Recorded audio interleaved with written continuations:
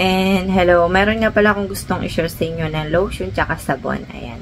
And ito nga palang may Dream Skin. Ayan. Bagong lagayan, packaging. And nasa box na siya. 3 yung laman nito. And meron tong maliliit na nauna. 60 grams lang. Pero ito 70 grams na pinadagdagan na nila ng laki. Ayan. And ito naman yung ipapartner kong lotion. Ayan. Meron ako review nito. Pinakita ko na yung itsura na may kasama to na isa na Kojic Plus Niacinamide.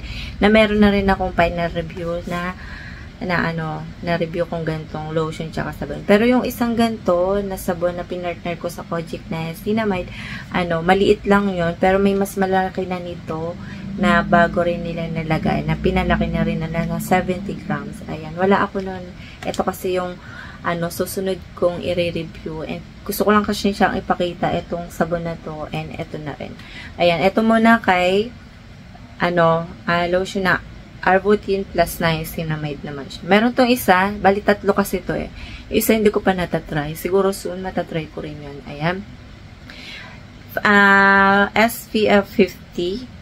250 ml lang siya. Plus, siya, intense whitening lotion. Siya. May vitamin C siya with 5 times skin nourishing ingredients. Ayan, pagdating dito sa likod, yan, yung ingredients niya. May naka-sticker dito, pero parehas lang sila ng na nakapatong. Kala ko magkaiba kasi. Ayan, meron ako review no na pinakita ko dun sa una. Ayan siya. And nakalagay naman dito yung reminders. Ayan, mag-test mo na bago mo na gamitin. Bago overall. Ayan, 24 hours gamitin muna sa part ng gusto mong igamit. Ayan. And yung lagay naman ito ay nagamit ko na to ng 3 days. Ayan, nagamit ko siya ng 3 days kaya nga late tong dumating. Ayan, ibang sabon yun na partner ko. And yung nito, lagayan, yung takip, ayan, may nakalagay dito, stop tsaka open. Yung isa kasi nito ay pahaba tas ipapump. Ito naman, stop tsaka open. Naman siya, napapump din siya. Ayan. Ito, ipapakita ko yung itsura niya. Ayan. Hindi siya yung sobrang lagnaw. Ayan. And ito, ipapakita ko yung itsura niya. Ayan siya. May pagka-white lang siya ng konti, pero hindi siya nagbubuo-buo. Ayan. Gusto ko to dahil hindi siya malagkit, madali siya ma-absorb, madali siya matuyo. Ayun. Ayan. Tsaka super, hindi siya nagda-dry sa skin ko. Kahit 3 days ko pa lang siyang ginagamit. And hindi ko masasabing makakaputi siya kaagad. Nag-swimming ako niyan nung nakaraan. Ayan. Medyo nag-dark ako ng bahagya. Titignan ko kung puputi nga ba ako. Ayun. And, dito tayo sa, yung amoy pala nito, may kaamoy ito yung lotion na na-try ko kay Adorn. Parang lang, pagkakahawig lang ng amoy. Ayan. And, pangalawa, ito na yung sabon na gagamitin ko. Ayan. Yung itsura niya, nasa box siya. Diba? Parang chocolate. Meron to isa, Kojic Niacinamide. Parehas sila, pinalaki na rin. Ayan. 3 yung naman ito. Ito yung laman niya. Ready, papakita ko muna yung harap niya. With 8 times power active siya. And, di sila parehas. Pero, ayan.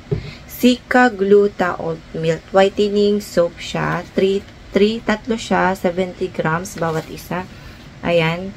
And, nandito yung how to use. And, makikita nyo dyan sa how to use na yan. Meron dito sensitive dry skin and normal oily skin.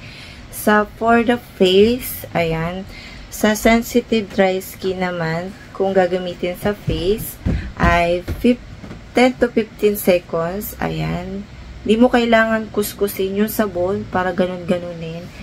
Sabon lang talaga ang pwedeng kuhain. Pagdating naman sa normal oily skin, ay 10 to 20 seconds mo siyang pwedeng gamitin. Ayan. For the body naman, ay sa normal oily skin, ay 1 to 2 minutes pwede mo siya gamitin sa body.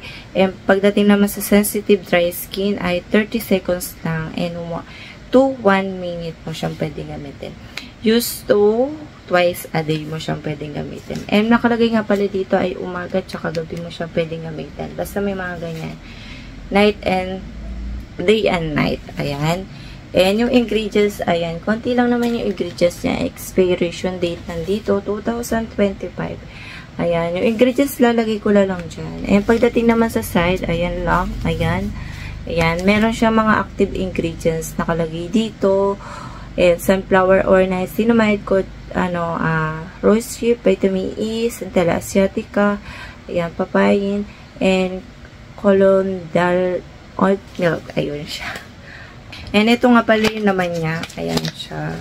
Ito yung laman niya. Ayan.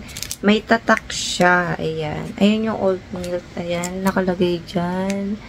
Ayan. Ayan. May danagamit na akong mga ganito. Yung sa RYX ba yun? Ayan. Pero yung nasa ibabaw nito ay iba. Parang ganun. May pagkakahawik lang. Pero magkaiba sila. Yung amoy ay bubuksan ko. Ayan. Bubuksan ko siya. Hindi ko pa kasi siya naaamoy. Ayan. Hindi ko pa siya nagtatry. Yung amoy niya, amoy parang matamis. Amoy fruity. Ayan. Tatlo to. Ayan siya. Diba pinalaki? May mas maliit kasi nito. 60 grams lang siya. May mga tatak yan. Ayan.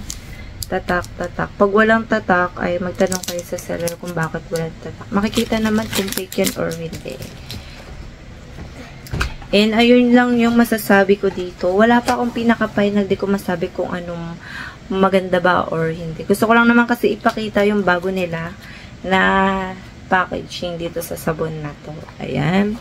And ipa-partner ko dito sa lotion na to. Tuwing gagamit naman ako ng lotion, gusto ko may partner na sabon talaga. Kasi mas maganda at mas pinaganda yung magiging resulta sa buong paggamit mo ng product. Ayun. And ayun lang yung masasabi ko. And see you next vlog. Bye!